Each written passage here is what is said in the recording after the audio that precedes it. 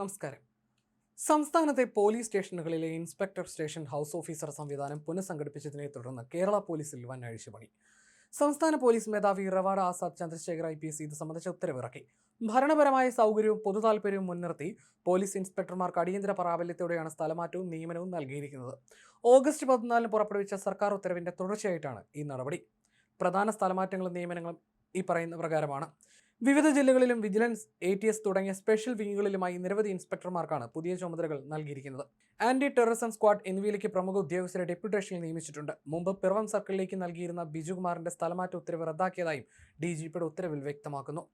കേരള പോലീസിന്റെ താഴെത്തട്ടിലുള്ള ഭരണനിർവഹണ സംവിധാനത്തിലും ജനസമ്പർക്ക രീതികളിലും വിപ്ലവകരമായ മാറ്റങ്ങൾ വരുത്തി ആഭ്യന്തര വകുപ്പ് ഈ മാസം 14 ഉത്തരവിറക്കിയിരുന്നു.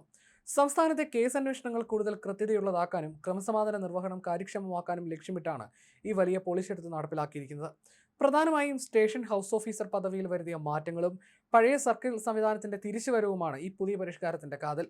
പുതിയ ഉത്തരവ് പ്രകാരം സംസ്ഥാനത്തെ ആകെയുള്ള 484 പോലീസ് സ്റ്റേഷനുകളിൽ 419 എണ്ണത്തിന്റെയും ഭരണ ചുമതല സബ് ഇൻസ്പെക്ടർമാർക്ക് തിരികെ നൽകും. എന്നാൽ തിരുവനന്തപുരത്തെ കണ്ടോൺമെന്റ് മ്യൂസിയം, എറണാകുളത്തെ സെൻട്രൽ, നോർത്ത്, പാലാരിവട്ടം, തൃശൂരിലെ ഈസ്റ്റ്, ഒല്ലൂർ, വിയ്യൂർ, കോഴിക്കോട്ടെ ചേവായൂർ, കസബ തുടങ്ങിയ കേസ് ഭാരവും തിരക്കും കൂടുതലുള്ള 64 പ്രധാന സ്റ്റേഷനുകളിൽ ഇൻസ്പെക്ടർമാർ തന്നെ SHOമാരായി തുടരും.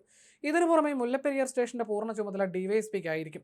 ഇതിലെ ഏറ്റവും നിർണായകവും ചരിത്രപരമായ മറ്റൊരു വശം വനിതാ പ്രാതിനിധ്യമാണ്. സംസ്ഥാനത്തെ 63 ജനറൽ പോലീസ് സ്റ്റേഷനുകളിലെ വനിതാ SIമാരെ SHOമാരായി നിയമിക്കാനും തീരുമാനമായി. നിലവിൽ ഓരോ ജില്ലയിലുമുള്ള പ്രത്യേക വനിതാ പോലീസ് സ്റ്റേഷനുകളിൽ മാത്രമായിരുന്നു വനിതാ ഉദ്യോഗസ്ഥർ മേധാവികളായി സേവനമനുഷ്ഠിച്ചിരുന്നത്. ജനറൽ സ്റ്റേഷനുകളിലേക്ക് വനിതാ ഭരണ നേതൃത്വം എത്തുന്നതോടെ പോലീസിലെ വനിതാ ശാക്തീകരണത്തിന് വലിയൊരു വഴിത്തിരിവാണ് കുറിക്കപ്പെടുന്നത്. ഈ വലിയ മാറ്റത്തിന് പിന്നിൽ ദീർഘനാളത്തെ ഭരണപരമായ പശ്ചാത്തലവും പഠനങ്ങളുമുണ്ട്. 2017 വരെ സ്റ്റേഷൻ ചുമതലകൾ SIമാർക്കായിരുന്നുവെങ്കിലും പിണറായി വിജയൻ സർക്കാരാണ് കേസ് അന്വേഷണങ്ങളുടെ നിലവാരം ഉയർത്തുക എന്ന ലക്ഷ്യത്തോടെ CIമാരെ SHOമാരാക്കി മാറ്റിയത്. എന്നാൽ ഇൻസ്പെക്ടർമാർ ദൈനംദിന സ്റ്റേഷൻ ഭരണത്തിലും ക്രമസമാധാന കാര്യങ്ങളിലും മാത്രം ശ്രദ്ധ കേന്ദ്രീകരിക്കുമ്പോൾ ഗൗരവമേറിയ കുറ്റകൃത്യ അന്വേഷണങ്ങൾ മന്ദഗതിയിലാകുന്നുവെന്ന് ADGP സമിതി കണ്ടെത്തുകയായിരുന്നു. ഇതിനെ തുടർന്നാണ് 9 വർഷങ്ങൾക്ക് ശേഷം പഴയ സർക്കിൾ സിസ്റ്റം തിരികെ കൊണ്ടുവരാൻ തീരുമാനിച്ചത്.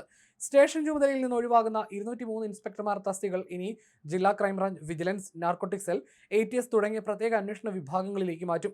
പുതിയ സംവിധാനം നിലവിൽ വരുന്നതോടെ പൊതുജനങ്ങളും സമീപന രീതികളിൽ മാറ്റം വരുത്തേണ്ടതുണ്ട്.